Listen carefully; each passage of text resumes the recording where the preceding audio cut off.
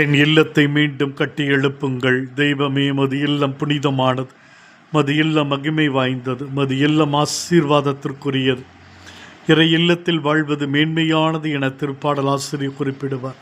தாவீது அரசர் திருக்கோயிலை கட்டி எழுப்புவதில் மிகுந்த ஆர்வம் கொண்டிருந்தார். ஆனால் நீர் சாலமோன் அரசருக்குத்தான் அதற்குரிய பாக்கியத்தை கொடுத்தீர். எதிரிகளால் இறை இல்லம் தகர்க்கப்படும் பொழுது, சிதைக்கப்படும் பொழுது மக்கள் அதை பார்த்து கண்ணீர் விட்டு கதறினார்கள். உமது ஆலயம் புதுப்பிக்கப்படும் பொழுது, மீண்டும் கட்டி எழுப்பப்படும் பொழுது ஆனந்த கண்ணீர் விட்டார்கள்.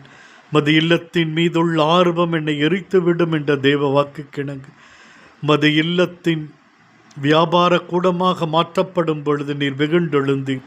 சாட்டையால் அடித்து விரட்டினீர். என் தந்தையின் இல்லத்தில் நான் இருக்க வேண்டும் என்று தெரியாது என்று ஆதங்கப்பட்டீர். ஆண்டவரே, இன்றும் எத்தனையோ ஆலயங்கள் புதிதாக கட்டி எழுப்பப்படுகிறது, பல ஆலயங்கள் புதுப்பிக்கப்படுகிறது.